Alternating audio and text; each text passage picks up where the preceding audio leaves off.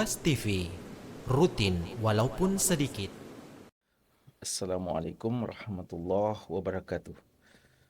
Alhamdulillah, wassalatu wassalamu ala rasulillah wa ala alihi wa sahabatihi wa mawalah, amma ba'd. Pemirsa Ruas TV di mana saja Anda berada, hafizakumullahu ta'ala jami'an. Alhamdulillah, kembali kita berkesempatan untuk memanfaatkan waktu kita menambah ilmu dan keimanan kita kepada Allah Subhanahu wa taala, mempelajari pesan-pesan dari Nabi kita yang tercinta Rasulullah Muhammad sallallahu alaihi wasallam. Hadis-hadis beliau yang kita pilih dalam pembahasan al-hadis al-adadiyah atau hadis-hadis bilangan, hadis-hadis yang menyebutkan bilangan-bilangan tertentu atau membahas perkara-perkara tertentu dalam jumlah bilangan tertentu. Pada kesempatan kali ini kita akan membahas hadis yang menyebutkan tentang 5 hak dari jalan, 5 hak dari jalan. Hadis yang kita maksudkan adalah hadis yang diriwayatkan oleh sahabat yang mulia Abu Sa'id Al-Khudri radhiyallahu ta'ala anhu. Beliau mengatakan anna Rasulullah sallallahu alaihi wasallam qala, bahwasanya Rasulullah sallallahu alaihi wasallam bersabda, "Iyakum wal julusa biturqat."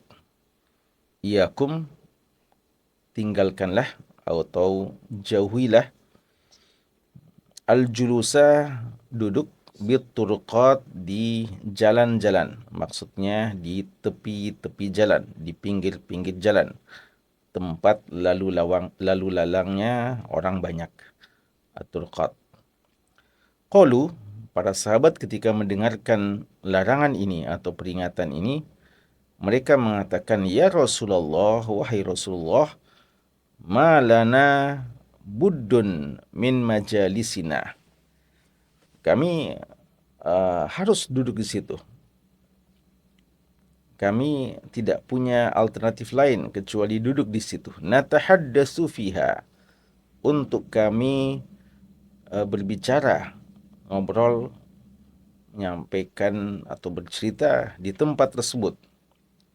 Qala Rasulullah sallallahu alaihi wasallam, Rasulullah sallallahu alaihi wasallam bersabda setelah itu, setelah mendengarkan alasan permasalahan yang disampaikan oleh sahabat, maka Rasulullah SAW bersabda, "Idza abaitum illal majlis," jika kalian enggan untuk untuk meninggalkan duduk di pinggir-pinggir jalan, jika kalian tidak bisa menghindari larangan ini, fa'atu at-tariqa haqqahu, maka berikan hak dari jalan tersebut. Qalu wa ma haqquhu, para sahabat ketika mendengarkan bahwa ternyata jalan itu juga punya hak, mereka kembali bertanya, wa ma haqquhu, apa itu jalan, apa itu hak dari jalan wahai Rasulullah? Qal, kata Nabi SAW, inilah 5 yang beliau sebutkan, yaitu ghaddul basar, menundukkan pandangan, wa kafful adza, dan menahan dari mengganggu atau menghindarkan orang yang jalan atau pengguna jalan dari gangguan, waraddus salam, dan menjawab salam, wal amru bil ma'ruf, amar ma'ruf, wan nahyu anil munkar, nahi munkar. Rawahu Muslim, hadis ini hadis yang sahih, muttafaqun alaih, diriwayatkan oleh Imam Bukhari dan Imam Muslim. Ada beberapa pelajaran-pelajaran faidah hukum-hukum yang perlu kita fahami terkait dengan hadis kita ini. Namun sebagaimana biasanya, sebelum kita menjelaskan tentang hukum-hukumnya, kita perlu sedikit mengenali sahabat yang telah berjasa meriwayatkan hadis ini kepada kita, yaitu kali ini sahabat Abu Sa'id Al-Khudri radhiyallahu anhu. Sahabat ini dikenal dengan kunyah beliau, ya, mirip dengan Abu Hurairah, mirip dengan Abu Sufyan, Abu Darda, Abu Ayyub, ya, Abu Talha, dan sebagian sahabat yang lebih dikenal dengan kunyahnya ketimbang namanya. Adapun nama beliau, nama asli beliau adalah Sa'ad bin Malik bin Sinan Al-Khudri Al-Ansari. Ya, jadi Al-Khudri itu dari kabilah Ansar, penduduk Madinah yang asli. Beliau dan bapaknya termasuk sahabat. Jadi Malik bin Sinan, bapak beliau juga adalah sahabat. Ya, makanya kalau kita baca nama beliau dan nama bapaknya, kita bilang Sa'ad bin Malik bin Sinan, maka kita katakan radhiyallahu anhuma. Tapi kalau kita cuma mengatakan Abu Sa'id Al-Khudri, maka kita katakan radhiyallahu anhu. Namun, ya, walaupun bapaknya juga seorang sahabat, tapi Allah takdirkan beliau lebih terkenal daripada bapaknya. Dan di antara sebabnya adalah jasa beliau berkhidmat dan menyebarkan hadis-hadis Rasulullah Shallallahu Alaihi Wasallam. Beliau ini lahir sekitar 10 tahun sebelum hijrah Nabi ke Madinah. Ya, jadi ketika Nabi Shallallahu Alaihi Wasallam berhijrah ke Madinah, beliau sudah sekitar 10 tahun. Jadi dekat-dekat, ya, dengan umur Anas bin Malik radhiyallahu anhu pada saat Nabi kita sallallahu alaihi wasallam berhijrah, umurnya sudah kisaran 10 tahun. Abu Sa'id Al-Khudri radhiyallahu anhu menyertai Rasulullah sallallahu alaihi wasallam dalam banyak momen-momen penting, di antaranya dalam momen-momen jihad, perjuangan bersama dengan Nabi kita sallallahu alaihi wasallam. Beliau juga terkenal sebagai sahabat yang perhatiannya sangat peka, besar terhadap amar ma'ruf nahi mungkar, ya, dan mungkin di antara sebabnya karena beliau meriwayatkan hadis kita ini tentang persoalan amar ma'ruf nahi mungkar. Beliau juga terkenal dengan kezuhudannya, tidak rakus terhadap dunia, dan sikap waraknya, sikap kehati-hatian dalam persoalan-persoalan agama.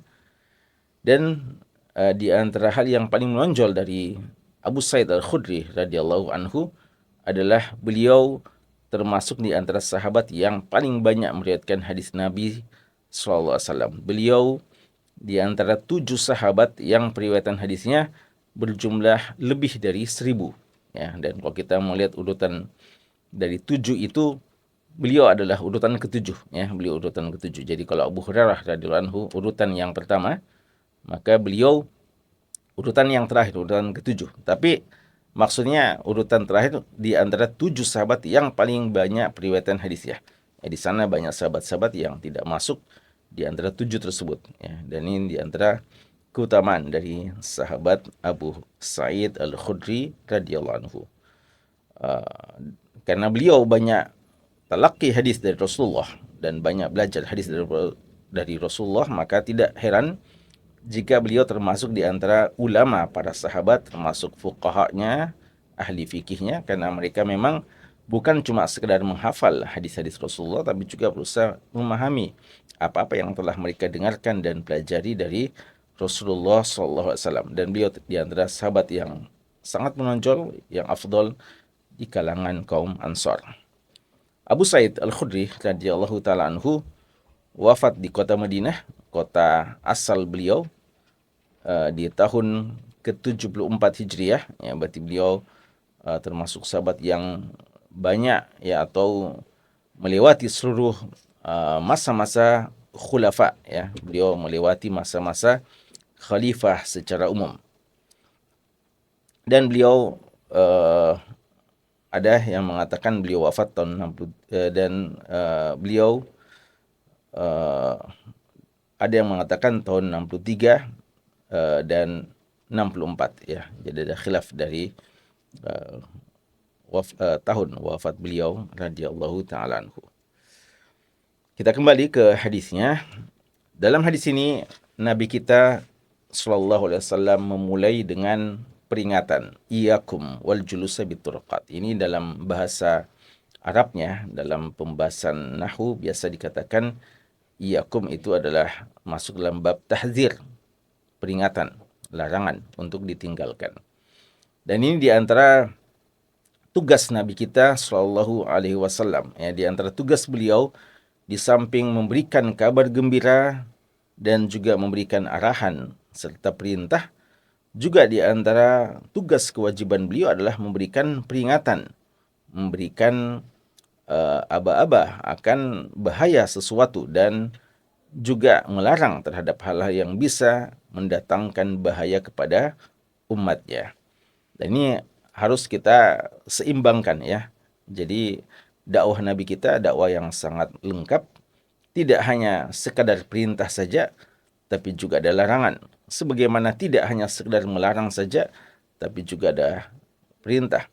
Sebagaimana tidak sekedar untuk memberikan peringatan akan bahaya sesuatu, tapi juga memberikan motivasi yang akan kebaikan-kebaikan disertai dengan menyebutkan pahala dan ganjaran yang Allah siapkan ketika kita mengerjakan kebaikan-kebaikan tersebut. Keseimbangan dalam dakwah ini sangat menjadikan dakwah kita lebih efektif dan lebih memungkinkan untuk diterima dengan baik di tengah-tengah masyarakat umat kita. Beliau mengatakan, iyyakum wal julusa biturqat. Jangan kalian duduk di jalan-jalan. Dan ini menunjukkan perhatian beliau kepada umatnya. Tampaknya fenomena ini beliau saksikan pada sahabatnya, di mana mereka duduk di pinggir-pinggir jalan, tempat-tempat yang biasanya banyak orang lalu lalang di situ. Karena itu beliau melarangnya. Para sahabat yang biasanya ketika dilarang atau diperintah langsung mengatakan kami dengar dan kami taati, kali ini merasakan ada sesuatu yang perlu mereka utarakan, sekaligus mereka klarifikasi kepada Nabi SAW dan menyebutkan alasan kenapa mereka harus duduk di situ. Mereka mengatakan, ya Rasulullah, malana min majalisina buddun, atau malana buddun min majalisina natahaddatsu fiha. Kayaknya kami ini harus terpaksa duduk di majlis ini untuk kami berbicara, berdiskusi, bercerita, dan membahas beberapa hal yang penting bagi kami. Ulama menjelaskan kenapa para sahabat sampai mengatakan mereka harus duduk di jalan-jalan.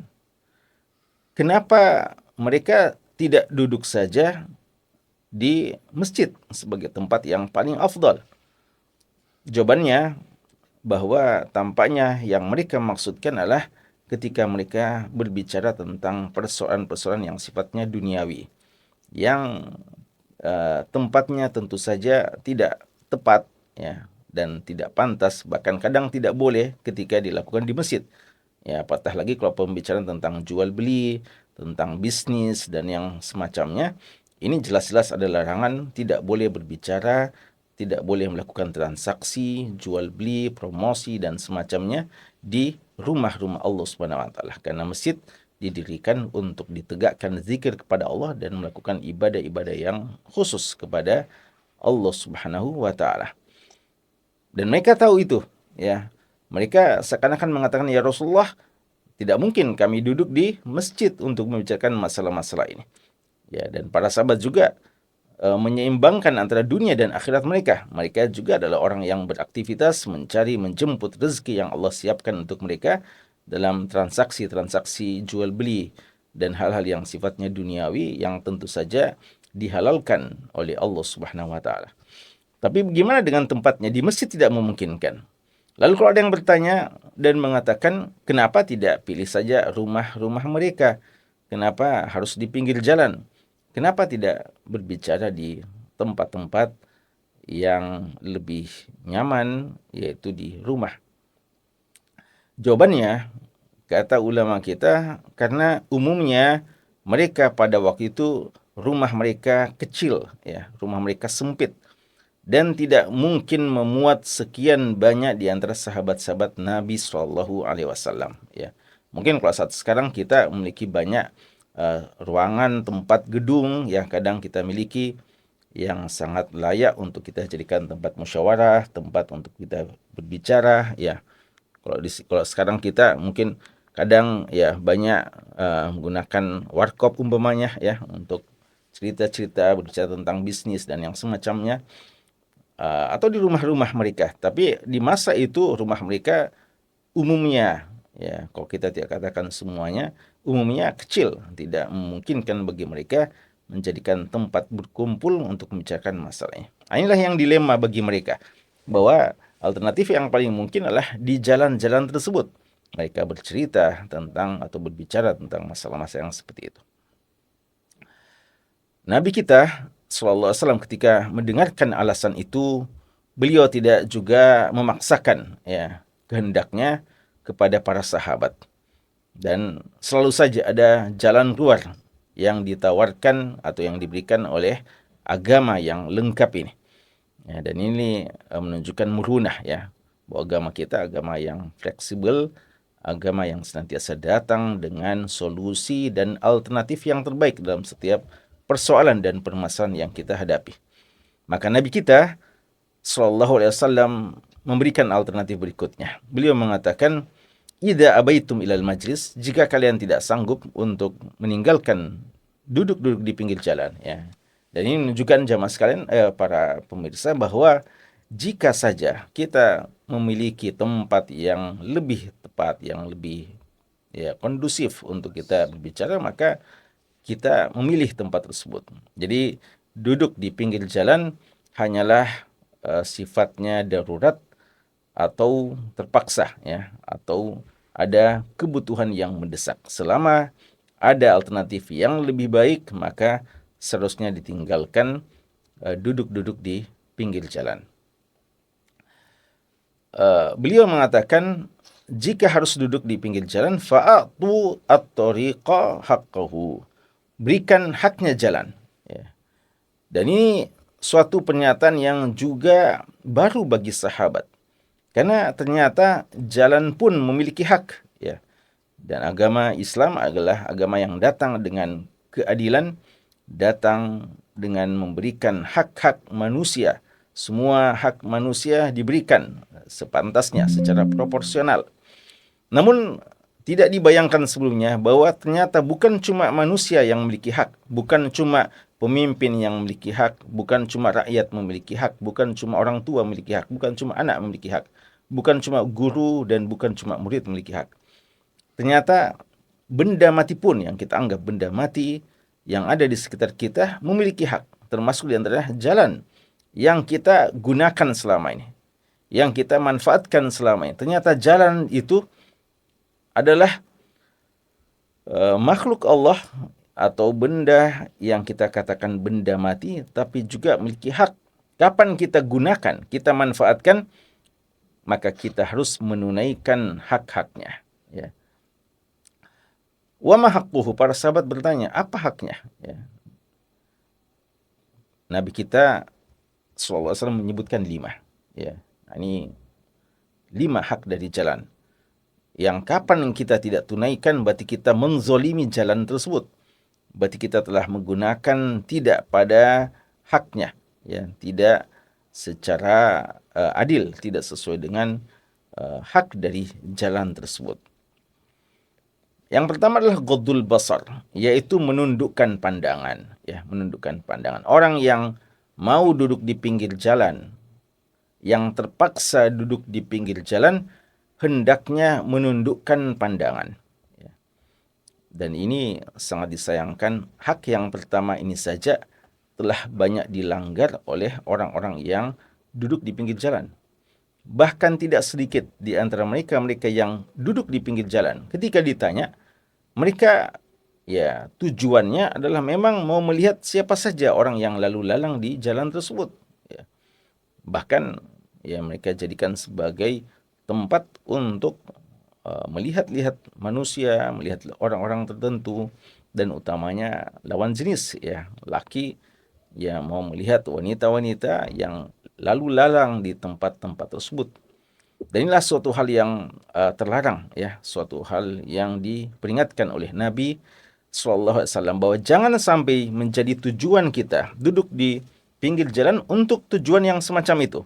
Dan jika kita terpaksa duduk di pinggir jalan, maka hal yang paling pertama, hal yang paling utama yang harus kita perhatikan, tundukkan pandangan kita, ya, tundukkan pandangan. Dan menundukkan pandangan adalah satu perintah yang sangat mulia dalam syariat. Ya, Allah Subhanahu wa taala menyebutkan secara khusus dalam surat An-Nur kepada hamba-hamba Allah yang beriman laki dan wanita di ayat ke-30 dan 31. Allah mengatakan qul wa qul lil mu'minin yaghuddu min absarihim wa qul lil mu'minat yaghuddna min absarihin. Katakanlah kepada laki-laki yang beriman, tundukkan pandangan kalian. Katakanlah kepada wanita-wanita mukminah, tundukkan pandangan-pandangan kalian. Menundukkan pandangan adalah satu ajaran syariat yang sangat mulia. Dan Allah mengatakan, ya'lamu kha'inatal a'yun wa ma tukhfis sudur.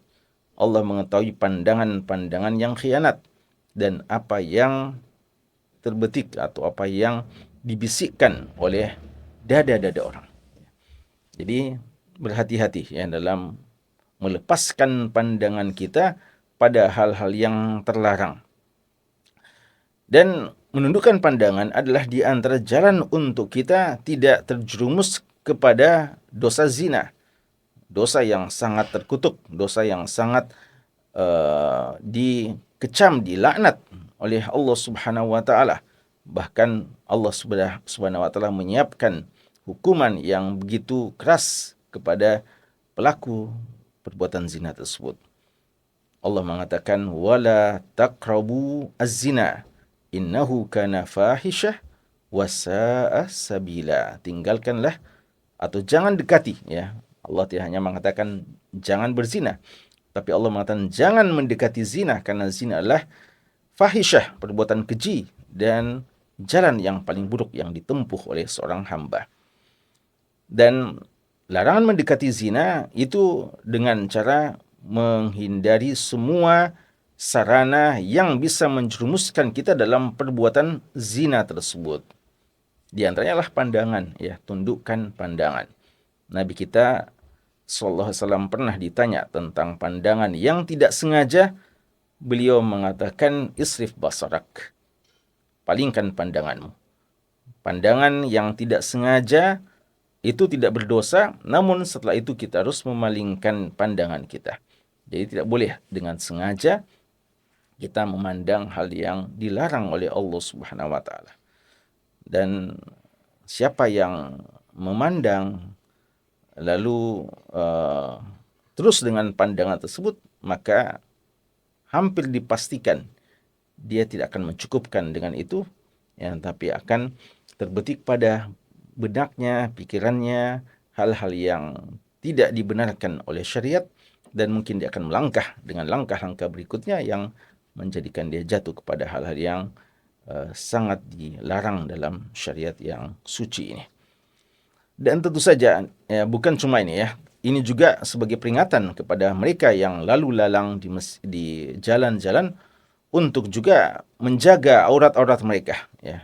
Karena itu Islam juga di sisi yang sama, selain melarang kaum lelaki dan juga kaum wanita untuk melihat lawan jenisnya, larangan itu di sisi yang sama kita semuanya diperintahkan untuk menutup aurat, ya, karena hal yang kadang menjadikan seseorang, ya, terpancing atau jatuh kepada larangan ini adalah ketika melihat orang-orang yang mempertontonkan auratnya, ya, mengumbar auratnya. Kadang sebagian hamba-hamba yang lemah iman, ya, mengatakan saya sebenarnya tidak ingin memandang, tapi lewat, ya, dan dengan penampilan yang memancing untuk melakukan hal tersebut atau memandangnya. Nah, ini semuanya tidak dibenarkan, ya. Bahkan inilah ujian bagi kita ketika ada orang yang lewat dengan mempertontonkan auratnya dan memang dia pertontonkan untuk dilihat, ya. Maka di sini ujian keimanan, justru kita harus mengatakan saya tidak akan memandangnya, ya. Namun di sisi yang lain perlu diingatkan bahwa mereka itu untuk tidak mengumbar auratnya, tidak mempertontonkan auratnya. Dan syariat Islam sangat memperhatikan persoalan menjaga aurat, utamanya bagi wanita. Bagi wanita sudah pernah kita bahas hadis tentang penghuni neraka yang belum pernah disaksikan oleh Nabi kita sallallahu alaihi wasallam, yaitu wanita-wanita yang kelihatannya berpakaian namun pada hakikatnya telanjang karena tidak menutup aurat secara sempurna.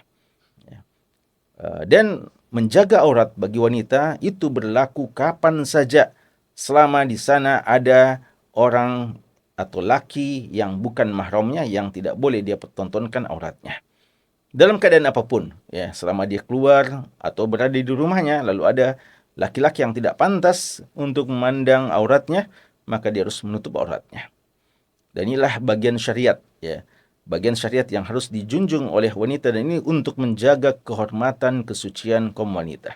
Sungguh sangat disayangkan ya ketika sebagian orang justru di hari-hari ini ya mereka melanggar hak-hak ya orang lain dengan memaksakan diri untuk mempertontonkan aurat ya. Sebagian melarang umpamanya wanita-wanita yang ingin menjaga kesuciannya untuk menutup aurat, bahkan dipaksa untuk membuka auratnya.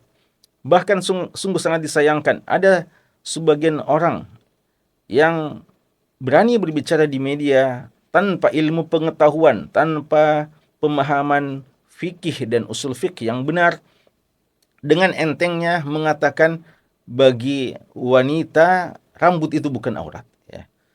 Dan mengatakan memakai jilbab, menutup aurat hanya diperintahkan bagi wanita ketika khawatir gangguan atau khawatir akan menjadi fitnah.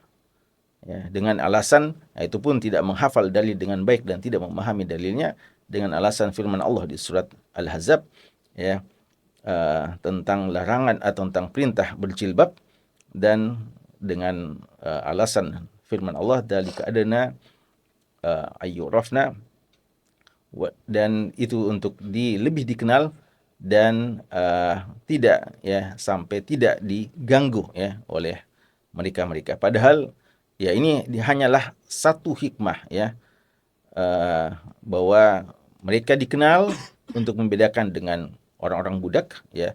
Fala yu'zain ya, tidak diganggu ya, karena ya dengan itu menjaga kehormatan, dan memang demikian, ketika menjaga kehormatan lebih terhormat dan lebih jauh dari gangguan-gangguan. Namun bukan berarti ya ketika seseorang sudah merasa sudah aman ya sehingga boleh mempertontonkan auratnya. Ala kulli hal, bahwa menjaga pandangan ya adalah satu hak dari hak-hak jalan. Yang kedua adalah kaful adza, menghindari semua yang bisa mengganggu, baik dengan perkataan maupun dengan perbuatan. Ya, jadi kalau kita terpaksa berada di pinggir jalan, lalu ada orang yang lewat, jangan sampai kita mengganggu dengan kata-kata ya, mengejek ya. Dan ini sangat erat kaitannya dengan menundukkan pandangan tadi. Karena jika Anda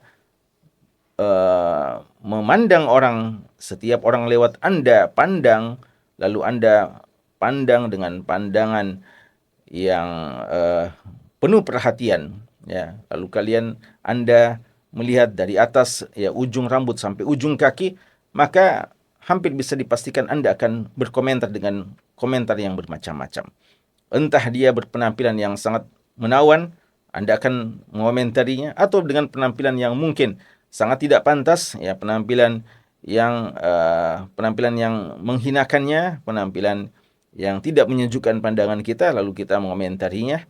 Ini semua adalah al-adza ya. Al-adza maknanya adalah segala gangguan besar ataupun kecil. Jangan sampai ada gangguan yang kita lakukan kepada para pengguna jalan, dengan perkataan maupun dengan perbuatan ya. Sebagian orang kadang iseng ya melakukan hal-hal yang bisa merusak kendaraan orang lain ya, memasang paku atau duri atau apa saja jenisnya, atau membuat orang jatuh, terpleset umpamanya ya, atau sampai hal-hal yang lebih mudarat dari itu.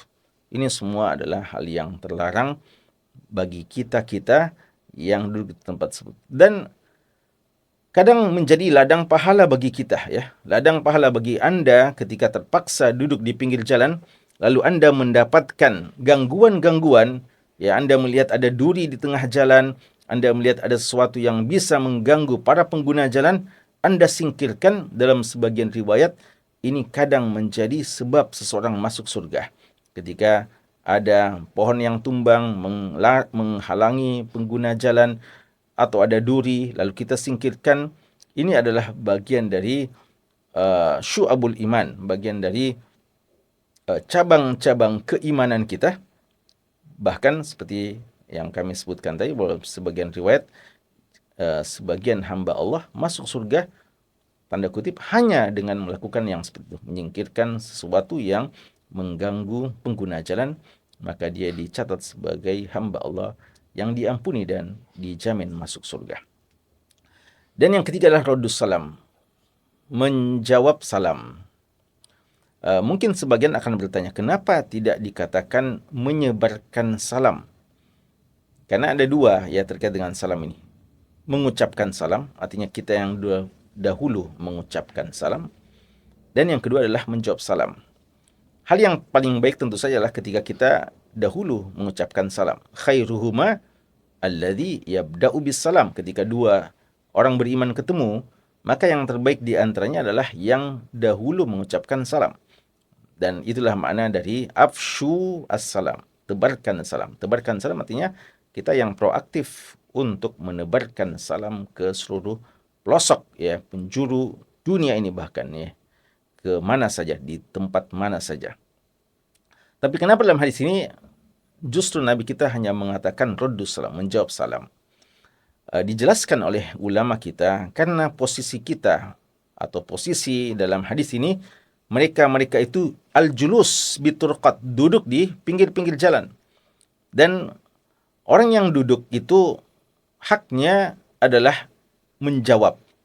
Dan yang mengucapkan salam adalah orang yang lalu ya, atau orang yang lewat, orang yang berjalan. Dalam hadis dikatakan wal maru alal qa'id ya. Orang yang lewat itu yang mengucapkan salam kepada yang duduk ya. Jadi posisinya orang ini memang sedang duduk, maka dia yang menjawab salam. Namun tidak mengapa jika saja orang-orang yang lewat itu tidak mengucapkan salam, tidak mengapa. Kadang kita mendahului dengan salam ya, untuk mengangkat syiar salam yang begitu mulia ini. Dan tentu saja salam yang kita maksudkan adalah salam Assalamualaikum warahmatullahi wabarakatuh. Dalam Islam, inilah salam yang dikenal dalam syariat, dan inilah juga salam yang kita akan saling berdoa dengannya di surga Allah Subhanahu wa ta'ala. Maka jangan ya seperti yang kadang kita dengarkan di jalan-jalan, orang saling menyapa teman-temannya yang lewat dengan kalimat-kalimat yang tidak dikenal dalam syariat ya. Justru kadang dengan kata-kata, ucapan-ucapan, sapaan-sapaan yang tidak ada dalam kamus syariat, tidak pernah diajarkan oleh Nabi kita sallallahu alaihi wasallam. Lalu dihilangkan syiar yang begitu mulia, doa yang begitu besar kandungannya, yaitu doa Assalamualaikum. Dan terakhir Nabi kita sallallahu alaihi wasallam menyebutkan dua hak yang lain adalah amar ma'ruf nahi mungkar ya, amar ma'ruf nahi mungkar. Ini kesempatan ya bagi mereka yang sementara duduk di jalan untuk beramar ma'ruf nahi mungkar. Jika saja ya dia melihat pengguna jalan ya butuh untuk dinasihati, ya ada hak-hak, ada hal-hal yang dilanggarnya, maka diperintahkan untuk melakukan kebaikan ya. Jadi dan umpamanya ketika masuk waktu sholat umpamanya ya, lalu diajak mereka untuk melakukan ibadah sholat, ini adalah termasuk amar ma'ruf yang sangat mulia ya. Ada seorang yang kita lihat mungkin tidak menutup aurat dengan baik, lalu dinasihati, diingatkan, ini juga adalah bagian amar ma'ruf. Dan nahi mungkar, melarang dari kemungkaran. Jika ada di antara mereka yang umpamanya minum khamar atau melakukan hal pelanggaran yang sudah nyata-nyata adalah bagian pelanggaran, dan Anda ada di situ, Anda duduk di situ, maka Anda menahi mungkar ya dengan kemampuan Anda dan kesempatan yang ada pada Anda. Jika ada yang mengatakan ya hal ini sulit, ini besar resikonya, ya. Kita duduk di jalan, ya, lalu harus melakukan ini semuanya. Maka kita katakan, ya, kalau memang kita khawatir hak-hak jalan tidak bisa kita penuhi secara sempurna, maka jalan selamatnya adalah hukum asal, iyyakum wal julusa bituruqat. Hindari duduk-duduk di pinggir jalan. Dan duduk di pinggir jalan tidak dianjurkan, namun ketika kita terpaksa, maka silahkan, tapi dengan syarat penting, yaitu tunaikan hak-hak jalan. Apa itu hak-hak jalan? 5 ini tadi.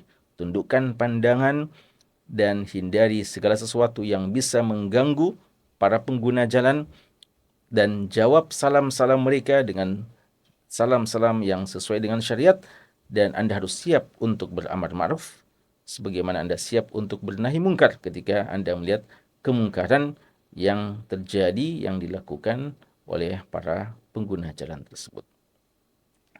Kesimpulan dari pembahasan kita, hadis ini adalah satu contoh dari sekian banyak contoh perhatian yang sangat besar dari Nabi kita SAW kepada umatnya, selalu mengingatkan kita terhadap apa saja yang memberikan bahaya bagi kita, yang besar apatah lagi, dan bahkan yang kecil pun, ya, kadang kita mengalami suatu hal yang remeh-temeh, suatu hal yang tidak bermasalah, tapi selalu saja diingatkan oleh Nabi kita SAW. Hadis ini juga menyebutkan bahwa tidak dianjurkan duduk di pinggir-pinggir jalan, ya. Jadi selama masih ada alternatif, maka hindari, ya, karena kadang pengguna jalan merasa agak risih, ya, kadang mau melewati satu jalan, ya. Ini termasuk tempat-tempat, ya, di mana saja, ya, bukan cuma di jalan-jalan utama, ya, termasuk kalau kita berada di satu lingkungan kampus umpamanya, ya, ada tempat-tempat yang menjadi tempat lalu lalang. Kadang sebagian orang mau lewat situ karena dia lebih jaraknya lebih singkat, lebih pendek, ya, untuk menyampaikan dia pada tempat tujuannya di ruangan tertentu. Namun karena banyak orang duduk-duduk situ, dia merasa risih, tidak enak untuk melewatinya. Ini memang sangat mengganggu. Karena itu dianjurkan selama masih memungkinkan untuk kita menghindari duduk di pinggir jalan, maka hindari. Hadis ini juga menjelaskan bahwa seseorang boleh mengklarifikasi dan mengajukan alasan sebab perbuatan yang terlarang, ya. Jadi para sahabat dilarang oleh Rasulullah, tapi mereka mau mengajukan persoalannya, ya, semacam mengklarifikasi, ya, kenapa sampai mereka melakukan hal tersebut. Mereka menjelaskan, dan alhamdulillah ternyata ada solusi yang ditawarkan oleh Nabi SAW. Jadi boleh, ya, ketika kita berada dalam posisi diingatkan, ya, ditegur, lalu kita sebenarnya punya alasan terhadap perbuatan kita, maka silahkan ajukan alasan kita, dan ada jalan keluar dari masalah yang kita hadapi tersebut. Kemudian Islam senantiasa memberikan solusi yang paling tepat dan terbaik pada setiap permasalahan kita. Hadis ini juga menjelaskan bahwa hak jalan, ya, jalan pun memiliki hak, ya. Jadi fa'ati kulladzi haqqin haqqahu. Berikan setiap yang memiliki hak-haknya, ya. Jadi bukan cuma makhluk-makhluk hidup, benda-benda mati pun dalam Islam memiliki hak-hak yang patut untuk ditunaikan. Perintah untuk menundukkan pandangan dari hal-hal yang diharamkan. Kemudian anjuran menebarkan salam, menghindarkan orang lain dari hal yang mengganggu, apatah lagi membahayakan mereka. Dan syiar amar ma'ruf nahi mungkar kita tegakkan di mana saja, bahkan di jalan-jalan umum, ya. Semoga bermanfaat. Wallahu ta'ala alam. Sallallahu ala nabiyina Muhammadin wa ala alihi wa sahbihi wasallam. Wa akhiru da'wana anilhamdulillahi rabbil alamin. Wassalamualaikum warahmatullahi wabarakatuh.